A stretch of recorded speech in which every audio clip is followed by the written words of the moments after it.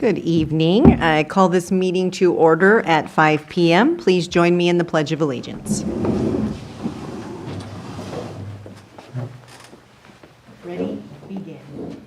I pledge allegiance to the flag of the United States of America and to the republic for which it stands, one nation, under God, indivisible, with liberty and justice for all.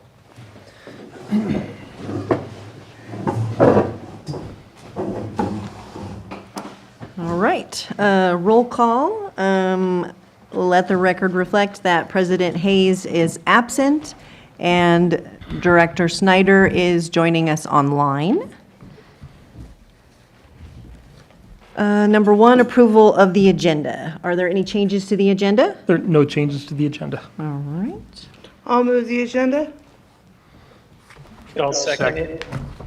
All right, thank you. All in favor of the motion to approve the agenda, say aye. Aye. Aye. Any opposed? Thank you. The agenda is approved. Moving on to public comment. We have no members of the public online or in person, but I do have a written public comment that I would like to read really quick. It says, I would like this public comment to serve as a complement to the Phelan Piñon Hills CSD Water Company, more specifically to Sean Wright, Operations Manager, and his crew. On Saturday, February 10th, a fire hydrant on Wilson Ranch and Rancho Road had become broken and began releasing huge amounts of water into the public right-of-way. Very shortly, folks from the PPH CSD were on site and began working to shut off the leak. It's worth noting that the employee I saw was wet and muddy, yet still tirelessly doing anything he could to turn off the water. The water that ran down the street had also caused heavy erosion to areas in the public right-of-way. On February 13th, I called the operations manager, Sean Wright, and he promptly corrected the erosion. During our phone call, he stated, "We are here to serve the community." There are not enough words to express my gratitude to Sean, his crew, and the PPH CSD. You all are the epitome of excellent customer and public service. In a world where many jobs go unthanked, I could not in good conscience allow the work of Sean and his team to go unrecognized. Victor R. Good job, Sean. That's awesome. Congratulations. Yeah. Good job, Sean and crew. Very good. It's always nice to get a letter that's a compliment. All right, great. We will move on to community reports. I don't have anyone here in person, but Sonia from Supervisor Cook's office, how are you this evening? No. From J. Overnolte. I knew I should have wrote it down when she told me. Hi, good afternoon. My name is Sonia Miranda with the Office of Congressman J. Overnolte, 23rd District. I do have just a quick ledge update I wanted to share. So in December, the CARS Act did pass in the House, and Congressman Overnolte was in support of this. And with our rural areas, it is imperative that our neighbors buy vehicles that are right for them and that they can afford. So this will help transition the bureaucrat implementing the one-size-fits-all mandates. So hopefully, whatever our constituents can afford, they should be able to choose to buy, whether it's electric or gas vehicles. So this did pass. It's called the CARS Act. And also, the House also passed the Lower Cost and More Transparency Act, meaning that when our constituents go to a provider and there's out-of-pocket costs, such as their x-rays or any additional charges they might face, they're able to see their pricing up front and decide if that's something they're able to afford versus making that commitment and getting a bill months later. So that it did pass the House as well with Congressman Overnolte's support, and that is Lower Cost, More Transparency Act. So if anybody has any questions, I'll be more than happy to answer. Thank you. Any questions? No? No? All right. Thank you, and I apologize for my faux pas. No worries. Thank you for having me. All right, we will move on to consent items. Does anyone have anything they would like to pull? No? No? All right. Do I have a motion? I'll motion consent items. I'll second. All right. All in favor of the motion to approve the consent items, say aye. Aye. Aye. Any opposed? Thank you. The motion passes. Number 4, there were no items removed. Number 5, no presentation. So we move on to 6A, discussion and possible action regarding appointment of ad hoc personnel policies committee. Mr. Bartz. Thank you. Staff is working on revisions to the district's personnel policies. Certain policies such as ADA, FMLA, and CRFA, and harassment and prevention are statutory in nature and provide little or no discretion to the district. Other policies pertain to the operation of the district and therefore require policy decisions. In order to efficiently revise district policies, it would be beneficial to create an ad hoc committee, a temporary committee established for a definite period of time sufficient to address a specific scope of work until the revisions are complete. And staff's recommendation is for the board to appoint an ad hoc committee to provide assistance for district staff with revisions to the district personnel policies. All right, thank you very much. On behalf of President Hayes, this evening, I know that he would like to appoint himself, President Hayes, and Director Snyder to both be on that ad hoc committee at this time.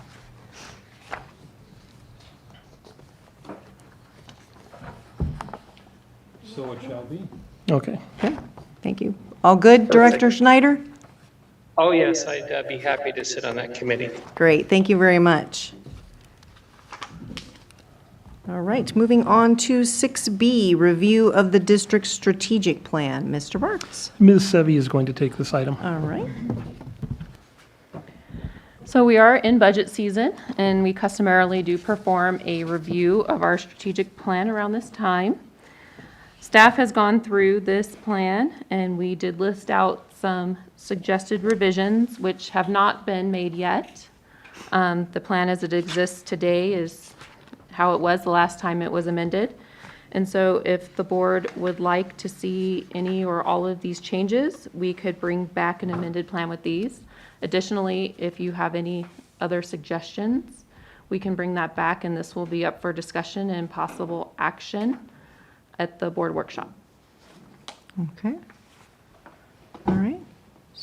Deborah, did you have any items on here that you had questions about or wanted change?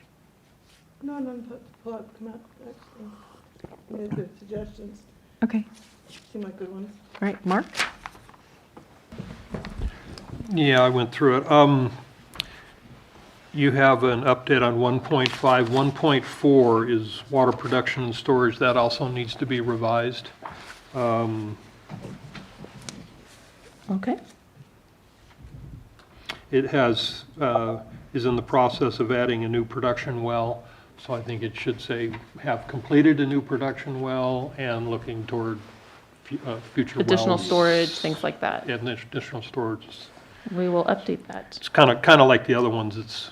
It's been accomplished, so.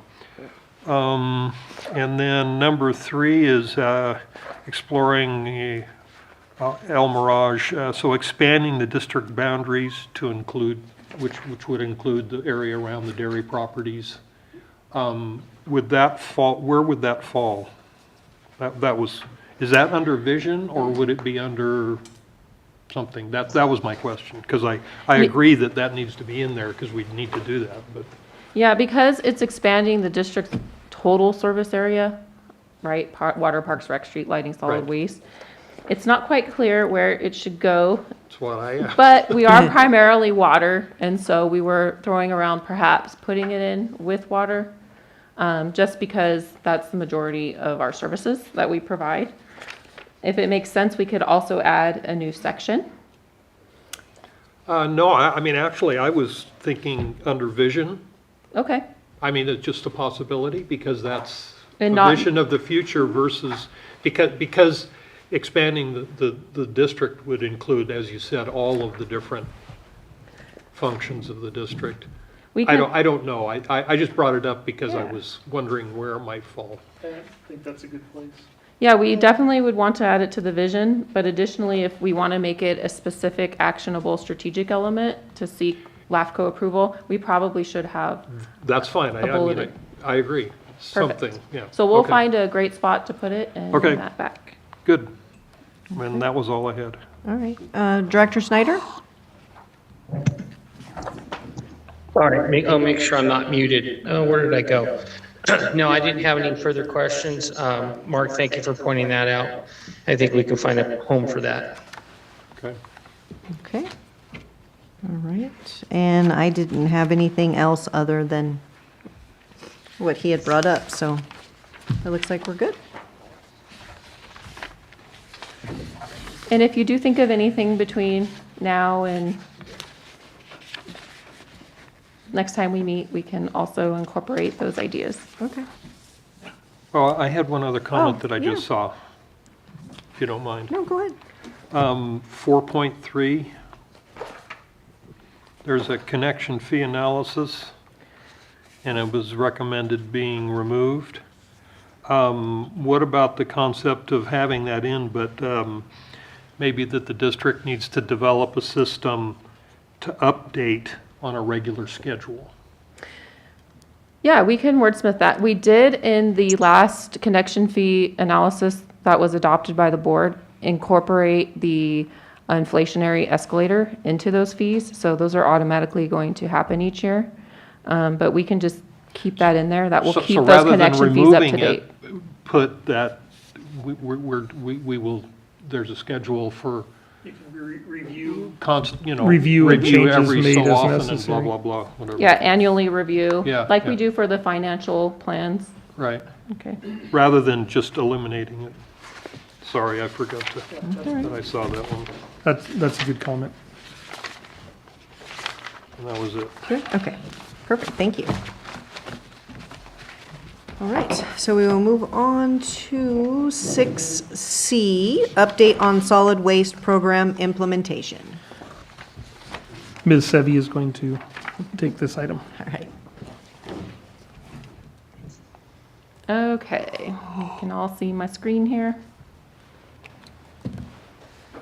Okay, so we have passed 3,000 applications as of yesterday, and the trend continues to be the same. It's 68% CR&R customers and 32% self-haulers. Just a reminder that separate collection has started. This began in January. Most customers have the 3-cart system, and some of the carts either have a sticker or they actually have a lid replacement. If you haven't received your new cart system, just make sure you're putting out your old carts on collection day, because that's when the transfers happen. And so if your carts are behind your fence, they can't do the lid swaps and the cart changeouts. Or you can just call CR&R at the local number and they'll come out and do it for you. There's just a handful that are left.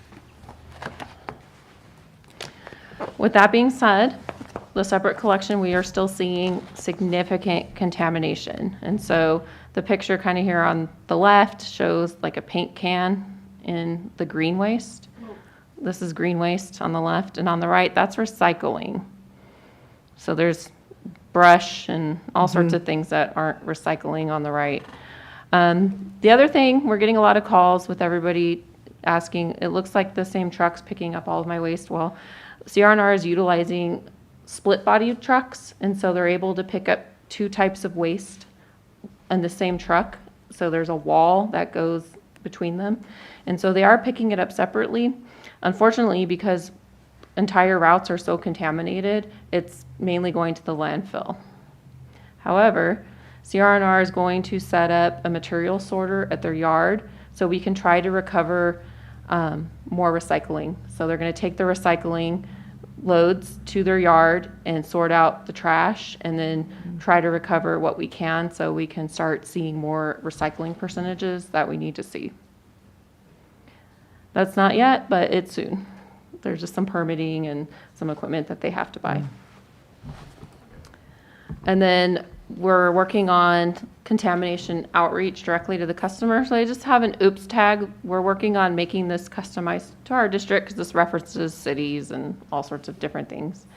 And so when a driver notices that something's really contaminated, they'll put one of these on the cart and just say, hey, this is what we found. They circle actually what they found and in what cart, just to remind them. And we're going to start doing monthly billing inserts and different types of education about sorting.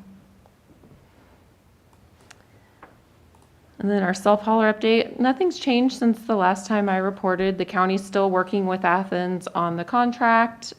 There's still the separate drop-off points for the different types of material, and they're still training scale operators on consistent messaging. And then just a reminder that our self-haulers do not need to keep receipts any longer, because we have some great data coming from the county, which takes the place of those receipts. And speaking of data, I have data from the last report we received. So we disposed of 543 tons at the transfer stations throughout the county by our residents only. There were a total of 2,600 visits by district residents to a transfer station. Most of them are at the Sheep Creek, but a few of them do show up at Victorville. Of those, about 1,500 were unique users. So people go several times a month, sometimes. And then I have probably the best news I've had in a while. Well, we're pretty much done with our compliance order. So I just have to do a final report. We had 28 tasks. They were very lengthy tasks to complete. It involved a lot of work. And we just finished our last task last week. So we'll be doing our final report April 30th, and we'll have our final meeting with enforcement staff at Cower Cycle in May. I'm very happy to report that. I'm very happy to be done with my regular meetings with Cower Cycle. I'm happy to answer any questions. Yeah, I have a question. So I've always recycled plastic and aluminum and glass.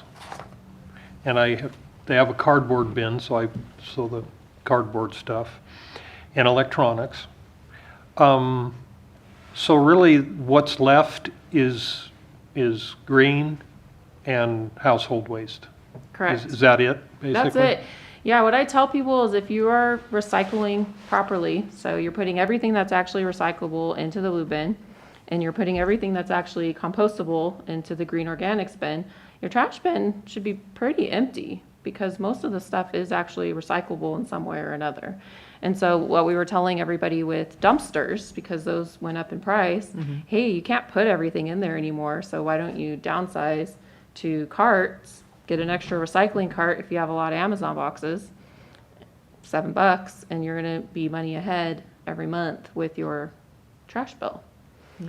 So, I mean, there's really little I trash. noticed that cans went up and bins went down. Yeah, and we're Is gonna that 'cause of continue that? to see that trend. Yeah. Yeah.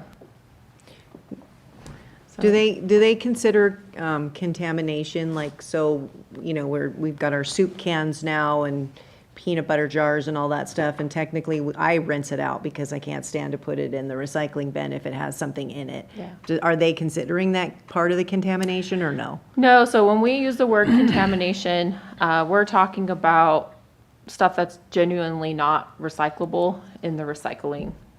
So green waste. Yeah, yeah. And with the cans and bottles and paper and cardboard, that's contamination. Animal poop, dead Okay. animals. We see genuine trash like Ziploc bags, because those aren't recyclable. That's contamination. Okay, got it. Thank you.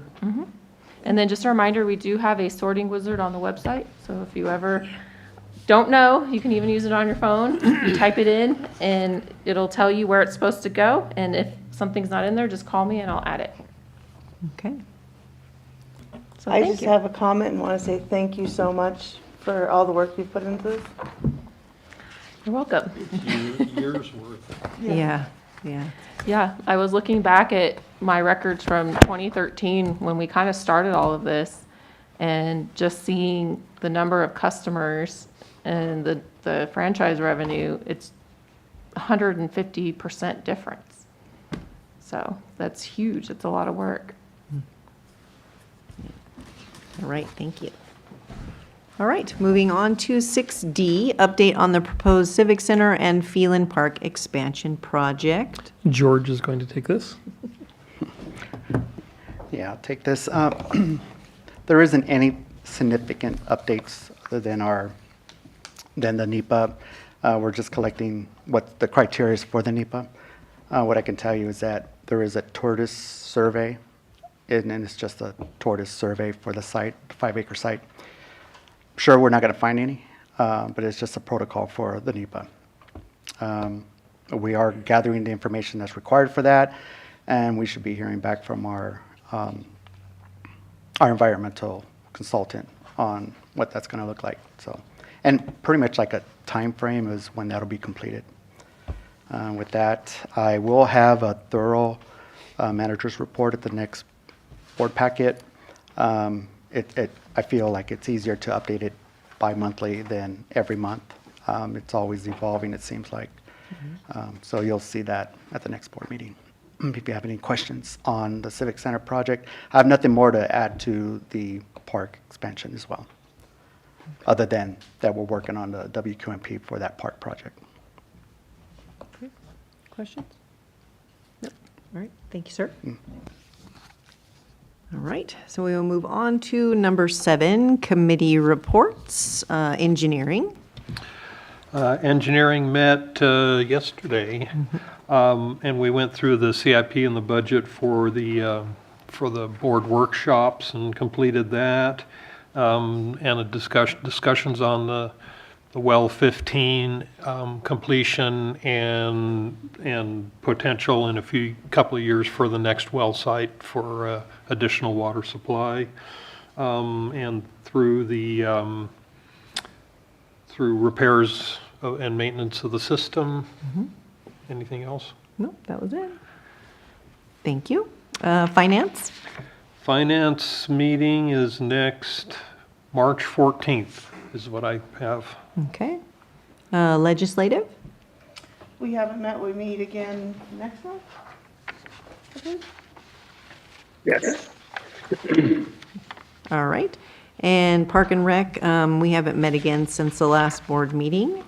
And Waste and Recycling? We meet next week. All right. Thank you. All right. Item 8, Staff and General Managers Report. Anything to add? Yeah, just wanted to add that we had a conversation with Mojave Water Agency with the Water Master today, and we're looking at the methodology used for the ramp down that they've used in the past. A substantial number of things have changed over the past couple of years, as far as like inflows to the basin, outflows from Oeste to Alto. And it appears that we are in a better position than we've been in a number of years, and that it may stall some of the ramp down over the next few years, and we may not get down to some of the percentages we had looked at. It's still preliminary, but it was probably the best meeting we've had in 25 years with Mojave Water Agency and the Water Master. It's a very productive meeting, and Director Roberts had brought up a number of questions that we're hoping to get answered, and we have some of the answers, but we're waiting to see the exact methodology they're using. It's new to Mojave, and they're struggling with it right now, but a very good meeting. Good, thank you. All right, so moving on to director's reports. Director Phillips? I attend, Mike, hang on. I attended, I zoomed in on the Mojave Water Agency's TAC meeting, and they went over the state water project updates, and they also went over the Big Bear Area wastewater reclamation project, and it'll be interesting to see how that changes the water levels within Lucerne, or if anything shifts down there, just by everything shifting. So that was an interesting presentation. Because the recharge goes that way. Yeah, because they put all their discharge down into the Lucerne Valley. Now they're going to be reclaiming and keeping up in their valley. Yeah. So it'll be interesting to see how that dynamic changes. We watched a presentation on that, right, when we went to the dinner? Yeah, that was, This was a little bit more in detail Yeah. because it was for a TAC meeting, and it was interesting to see how they're trying to adjust that valley. Okay. And hopefully keep some more water in their lake. It would be interesting to see how CEQA would work on something like that, because there is an impact because for the last 30 or 40 years, the water from Big Bear has gone into the Lucerne Valley. Yeah. And now that's going to totally change the water table in that area. I Be wonder if interesting. they have a responsibility now. Yep. They might, yeah. So it'll be interesting to see how the future goes with them. Thank you. Director Roberts? Nothing. Director Snyder? I have nothing. All right, I have nothing as well. Number 10, correspondence and information. Just want to highlight a couple things in the packet. We have a community cleanup and free tire day coming up on March 9th. You can bring up to 9 tires free of charge and household waste that doesn't fit in your containers. And then we have an open house for the former Piñon Hills Fire Station. This has gone out to the community so they can come and see the building and then submit ideas on what they think we should do with the space in terms of possible recreation activities or programs. And so I encourage you to attend on March 23rd at 10 a.m. That's a Saturday. And that's it. Thank you. All right, moving on to item 11, review of action items. Were there any prior meeting action items? There were none. Okay, and current meeting action items? We will be updating the strategic plan as requested and bringing that to a future meeting. Okay. And then number 12, we have agenda for the next 2 meetings, the workshop February 21st and the regular board meeting February 28th. Does anyone have anything they'd like to add? No? Tongue-tied. All right, okay. So at this time, it looks like we are going to recess to close session at 5:27 PM.